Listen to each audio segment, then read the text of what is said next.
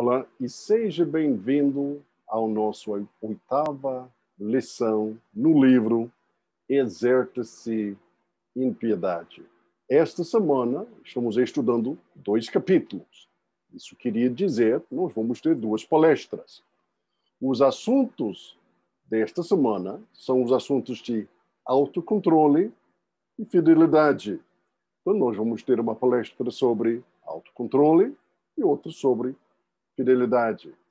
Tudo sendo baseado em o conteúdo do capítulo 11 e do capítulo 12 do livro Exerce-se em Piedade. Vamos pensar sobre o conteúdo do capítulo 11, sobre autocontrole, um assunto que tem ramificações práticas e importantes para cada um de nós. Provérbios 25, 28 diz que, como a cidade com seus muros derrubados, assim é quem não sabe dominar-se. O autocontrole é uma muralha, um muro de defesa do crente contra os desejos pecaminosos que vão guerrear contra a nossa alma. Autocontrole é o controle de si mesmo. E provavelmente é melhor definido como o governo dos nossos desejos. O autocontrole envolve uma gama de atividades muito mais ampla de vigilância do que simplesmente ou meramente o controle dos nossos apetites e desejos corporais. Também devemos exercer o autocontrole de pensamentos, emoções e palavras. Existe uma forma de autocontrole que diz sim ao que devemos fazer, bem como aquele que diz não ao que nós não devemos fazer.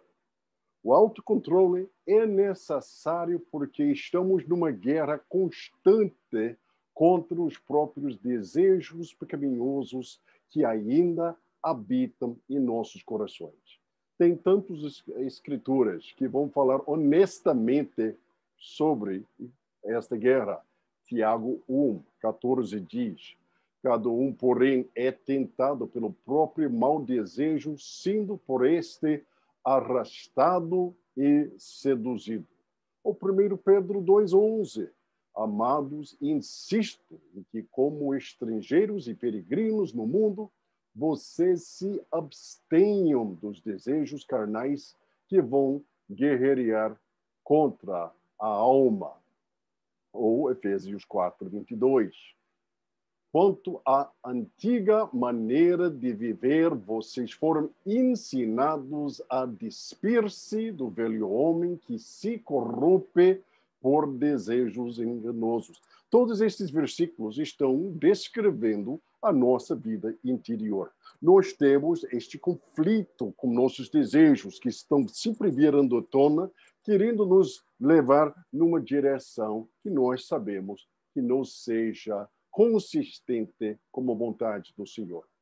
As tentações externas não seriam tão perigosas se não fosse por o fato que tentações externas encontram um aliado nos desejos carnais dentro de cada um de nós.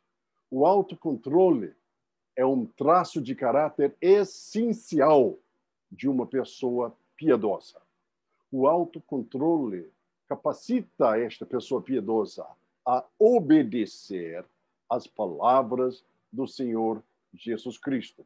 Porque foi o próprio Senhor Jesus Cristo que falou em Lucas 9:23.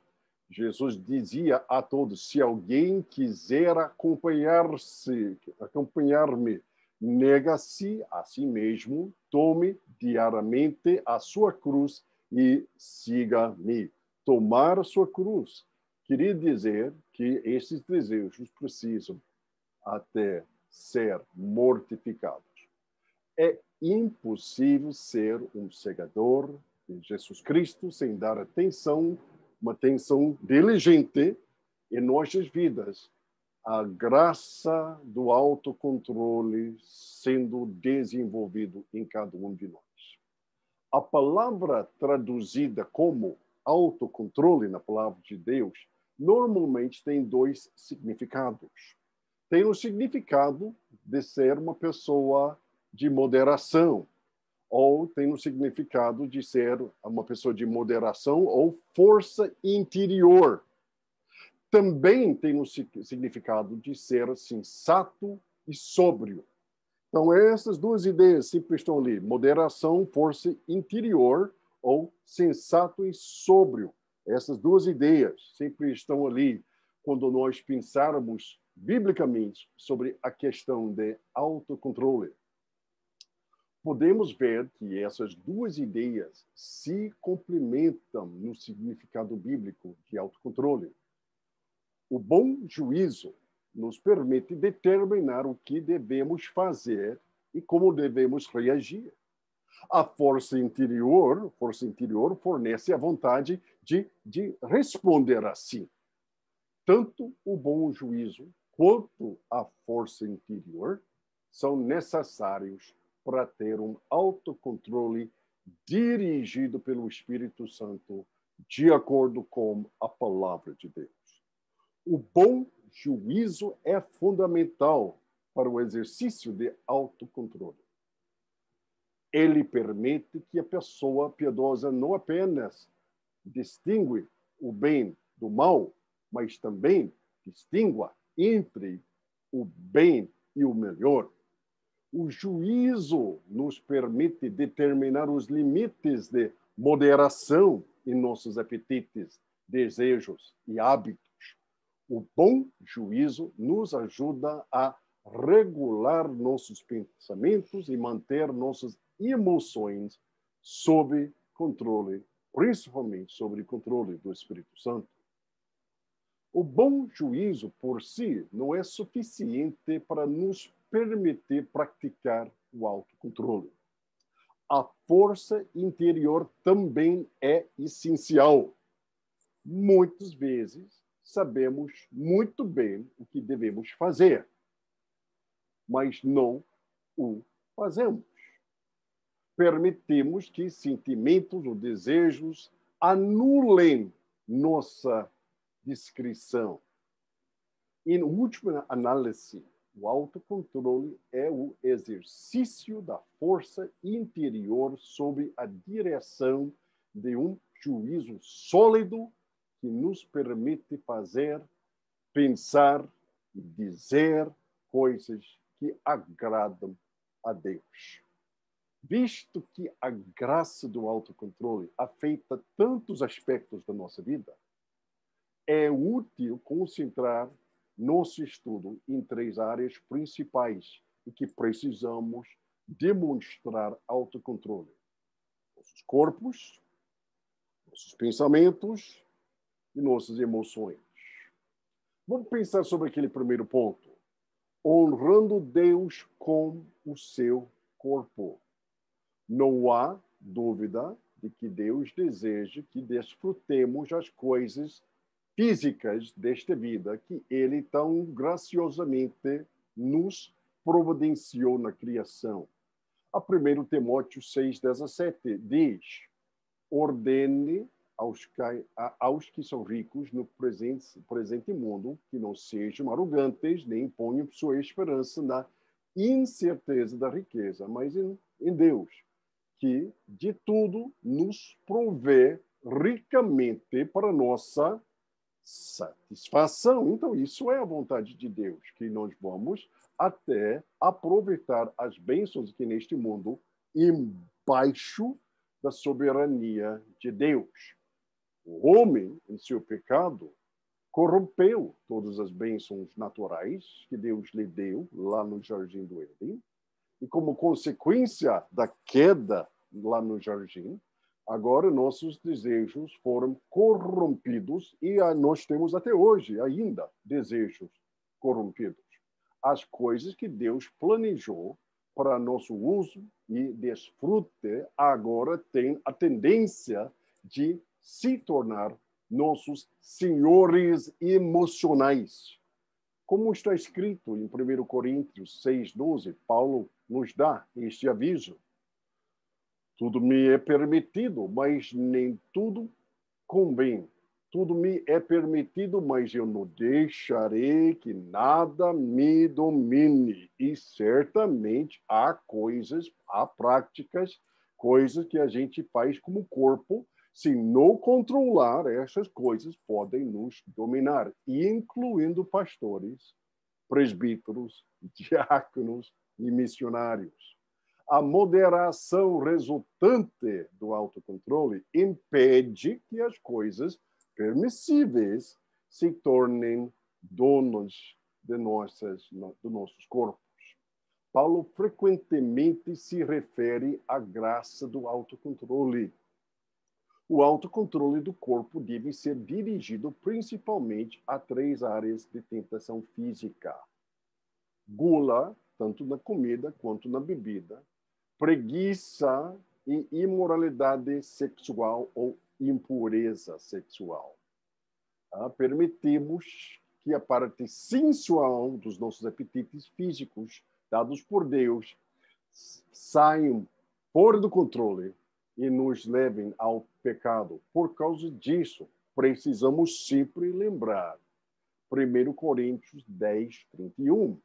Assim, quer vocês comem, bebem ou façam qualquer outra coisa, façam tudo para a glória de Deus. Ou seja, estes corpos precisam ser usados exclusivamente para a glória do Senhor. Jesus foi disciplinado em seu tempo. Por exemplo, Jesus foi disciplinado em seu tempo se acordando cedo de manhã para dar prioridade à vida de oração. Então, ele estava controlando o seu corpo, como está escrito ali em Marcos 1, 35. De madrugada, quando estava escuro, Jesus levantou-se, saiu da casa e foi para um lugar deserto, onde ficou orando.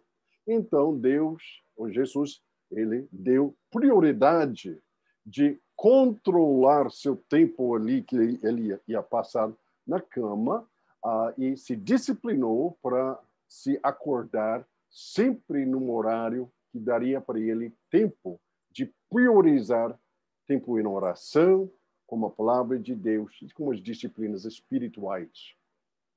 Existem outros cristãos que já aprenderam o autocontrole de se levantar cedo de manhã para ter um tempo de comunhão com Deus, mas não aprenderam o autocontrole de cuidar seus corpos. Alguns estão abusando dos seus corpos devido à constante falta de descanso necessário ou uma recreação legítima. Outros estão permitindo que seus corpos fiquem moles e flácidos sem nenhum exercício físico. Ambos os grupos precisam aprender o autocontrole piedoso dos seus corpos para a glória de Deus. Claro, pensando sobre o autocontrole dos nossos corpos, hoje em dia precisamos ter uma palavra direta sobre a questão do autocontrole sexual. Também pertence tanto ao corpo quanto à mente. Nós estamos vivendo um momento histórico em que até a igreja cristã, até líderes dentro da igreja cristã, estão sendo severamente impactados pelo pensamento mundano sobre a sexualidade. Muitos cristãos, infelizmente, estão sendo vítimas desse tipo de pensamento moderno sobre a sexualidade. A imoralidade entre solteiros e casados está se tornando uma grande preocupação na comunidade cristã, incluindo o comportamento de pastores, diáconos, presbíteros e missionários. A necessidade de autocontrole sexual entre os cristãos provavelmente nunca foi maior desde o surgimento da igreja gentia no primeiro século. Por causa disso, vale a pena ouvir a sabedoria eterna de Deus expressada na palavra de Deus sobre este assunto. O padrão de Deus para o autocontrole sexual é a abstinência absoluta fora do relacionamento conjugal. Como está escrito em Hebreus 13:4, o casamento deve ser honrado por todos, o leito conjugal conservado puro por Deus julgará os imorais e os adúlteros. Ou 1 Tessalonicenses 4:3-5. A vontade de Deus é que vocês sejam santificados. Abstenham-se da imoralidade sexual. Cada um saiba controlar o seu próprio corpo de maneira santa e honrosa, não dominado pela paixão de desejos desenfreados, como os pagãos que desconhecem a Deus. Ponto simples é: o cristão deve exercer autocontrole não apenas na área da atividade sexual, mas também na área de pensamentos impuros, olhares lascivos e até palavras sugestivas. Mateus 5:28 diz: mas eu lhes digo, qualquer que olhar para uma mulher para desejá-la, já cometeu adultério com ela no seu coração. Um olhar lascivo rapidamente se torna um pensamento impuro. E se os atos de imoralidade estão se tornando um problema entre os cristãos, os pensamentos de imoralidade são um problema até muito maior. A luxúria sexual está latente no coração de todo cristão. Até o justo e piedoso Jó achou necessário lidar decisivamente com essa tentação, como está escrito em Jó 31:1. Fiz acordo com os meus olhos de não olhar com cobiça para as moças. Se Jó achou necessário ter este tempo de compromisso nos dias em que ele vivia, quanto mais precisamos disso em nossa sociedade de hoje. Mas vamos pensar sobre aquela segunda área, tomando cativo cada pensamento. O autocontrole dos nossos pensamentos significa entreter em nossas mentes apenas aqueles pensamentos que são aceitáveis a Deus. A melhor diretriz para avaliar o controle das nossas mentes é aquela dada por Paulo em Filipenses 4:8. Vamos ouvir a palavra. Finalmente, irmãos, tudo o que for verdadeiro, tudo o que for nobre, tudo o que for correto, tudo o que for puro, tudo o que for amável, tudo o que for de boa fama, se houver de excelente ou digno de louvor, pensem nessas coisas. O autocontrole de nossos pensamentos é mais do que apenas recusar-se a admitir pensamentos pecaminosos, como luxúria, ganância, inveja ou ambição egoísta em nossas mentes. Queria dizer, controlar nossos pensamentos inclui focar nossas mentes naquele que é bom e agradável a Deus. Como está escrito ali em Provérbios 4:23.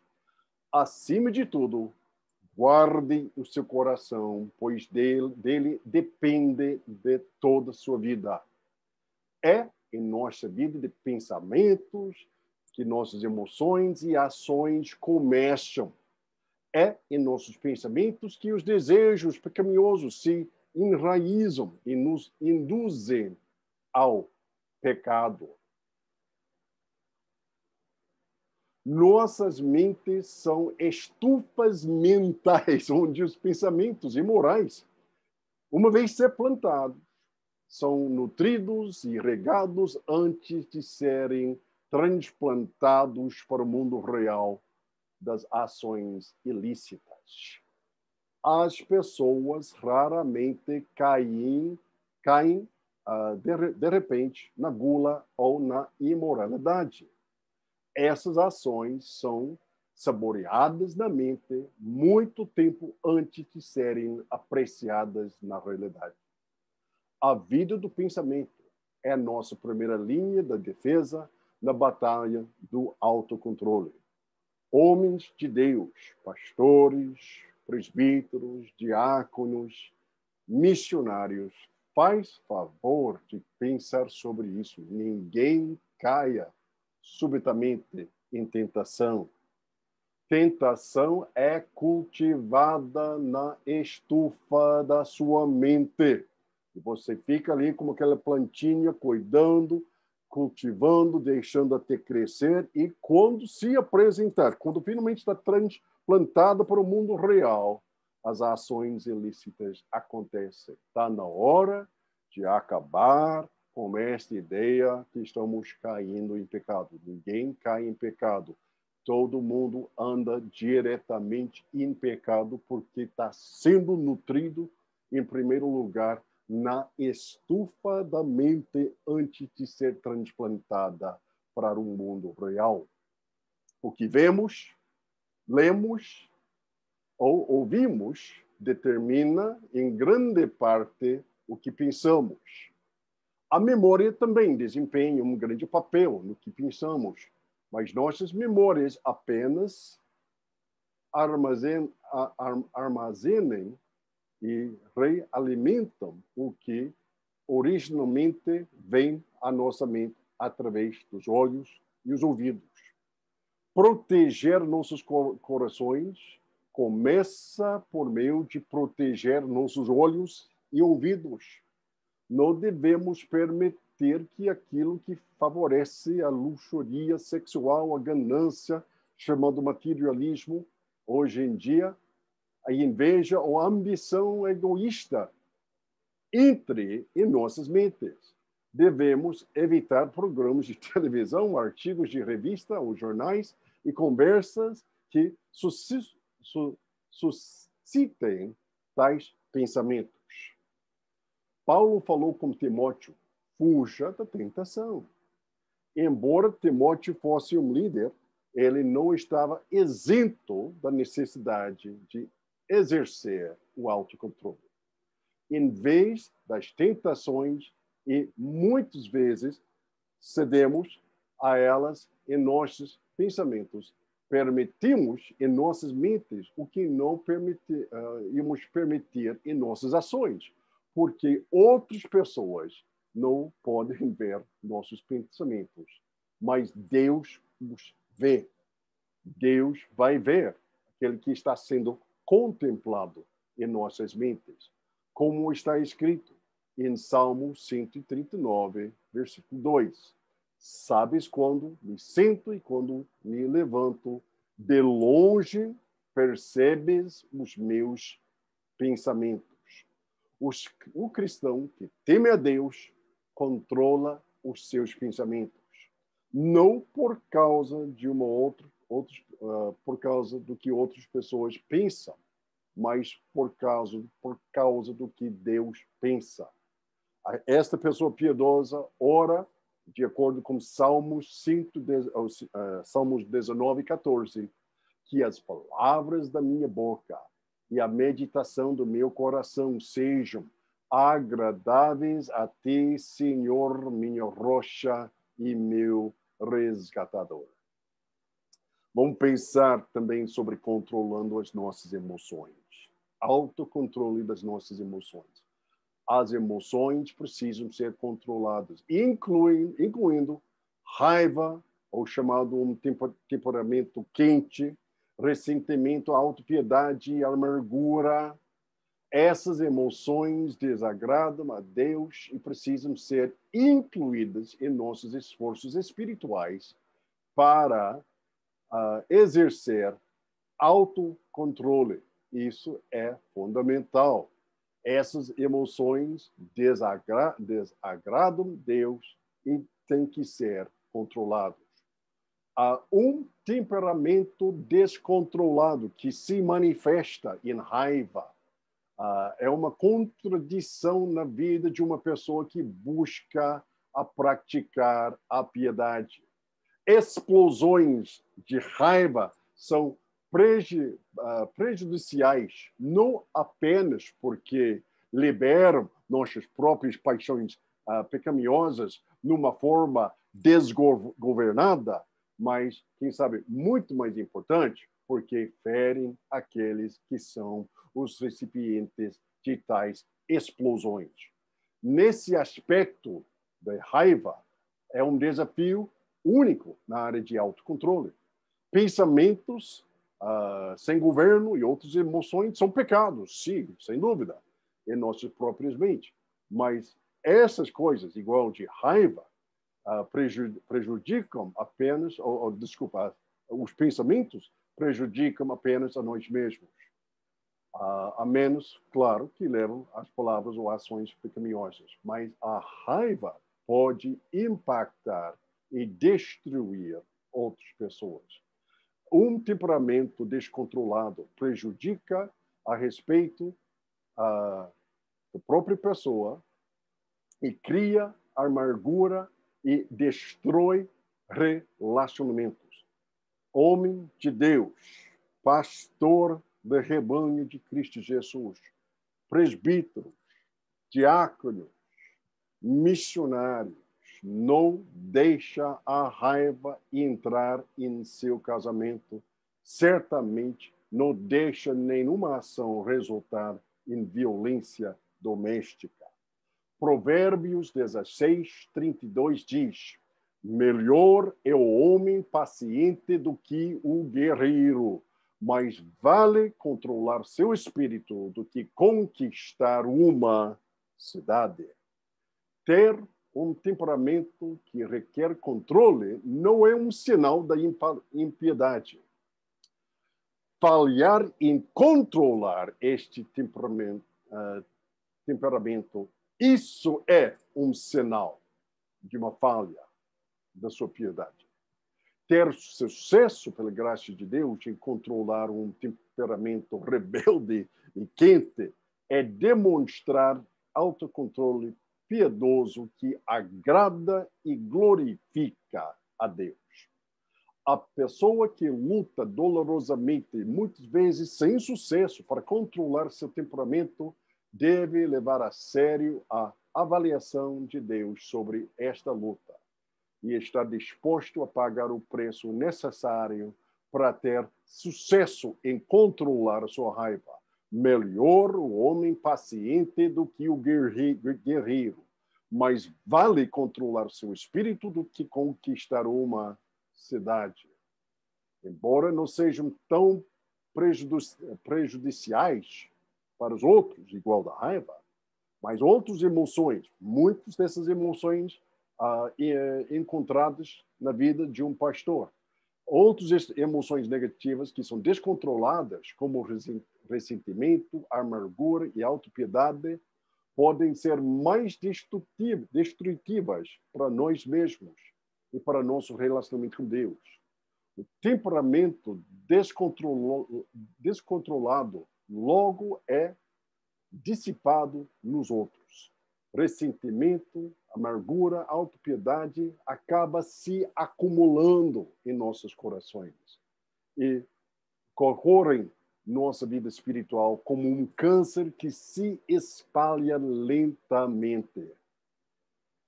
Todas essas emoções interiores e pecaminosas têm em comum o foco no eu. Elas colocam nossas decepções, nosso orgulho ferido, nossos sonhos desperdiçados no trono dos nossos corações, onde se tornam ídolos para nós. Nutrimos ressentimento e amargura e chafurdamos na autopiedade. Intelectualmente, muitas vezes o pastor vai saber, sabemos que em todas as coisas Deus trabalha para nosso bem, que nada pode nos separar do seu grande amor. Mas em desafio as promessas dadas por Deus. De vez em quando escolhemos pensar sobre o que é desonroso a Deus e destrutivo para a nossa própria saúde espiritual. Assim como o apóstolo Paulo bateu em seu corpo, falando figurativamente, devemos subjugar nossas emoções pecaminosas e devemos lidar decisivamente com elas em sua primeira aparição em nossos pensamentos. Manter um controle rígido sobre nossas emoções é tão necessário para a piedade quanto manter os apetites e os desejos do nosso corpo sob controle. Então, o que nós podemos fazer para quebrar as correntes de autoindulgência? A ênfase na luta pelo autocontrole deve estar na palavra crescimento. Nunca alcançaremos totalmente o autocontrole em todas as áreas durante esta vida. Além disso, devemos perceber que a batalha pelo autocontrole é diferente para cada um de nós. O juízo correto é o começo de autocontrole. A Bíblia é absolutamente essencial para seu exercício. O juízo correto deve ser baseado em um conhecimento completo do padrão e expectativa de Deus, conforme revelado nas Escrituras, para ser aplicado em nossos corpos, pensamentos e emoções. O bom juízo também nos permite fazer uma estimativa precisa das nossas necessidades particulares na área de autocontrole. Provérbios 27:2 diz: o prudente percebe o perigo e busca refúgio. O inexperiente segue adiante e sofre as consequências. Então, quais são as áreas em que você precisa ser prudente? A prudência espiritual, reconhecer que conhecemos a nós mesmos, nossas fraquezas e vulnerabilidades particulares. Somente ao estudarmos as Escrituras e a nós mesmos seremos capazes de exercer um bom juízo. Em seguida, devemos enfrentar a questão de saber se estamos realmente dispostos a desistir dos prazeres fugazes do pecado em troca de saber que nossa vida agrada a Deus. Se o autocontrole começa com um juízo sólido, deve ser levado avante pela rendição à autoridade de Cristo em todas as áreas das nossas vidas. Nossos corpos, nossas mentes e nossas emoções. Tudo precisa ser rendido aos pés de Cristo Jesus. Então, devemos perceber que a batalha pelo autocontrole é travada principalmente em nossas próprias mentes. É uma batalha contra nossas próprias paixões e pensamentos e desejos. Nas áreas em que não conseguimos controlar nossos apetites e emoções, parecemos ter antenas invisíveis, sensivelmente sintonizados com as tentações correspondentes ali no mundo ao nosso redor. Nós devemos aprender a dizer não a essas paixões quando elas entram em nossas mentes. Acima de tudo, devemos orar pela força interior da vontade necessária para conter nossas paixões e desejos. É Deus quem opera em nós para querer e agir. Nossas próprias áreas de vulnerabilidade devem ser objetos de oração fervorosa e suplicante para que a graça de Deus opere em nossa vontade. Ao mesmo tempo, devemos perceber que a vontade é fortalecida pela obediência. Quanto mais dizemos não aos desejos pecaminosos, mais seremos capazes de dizer não com mais frequência. Mas para experimentar isso, devemos perseverar no meio de muitos fracassos.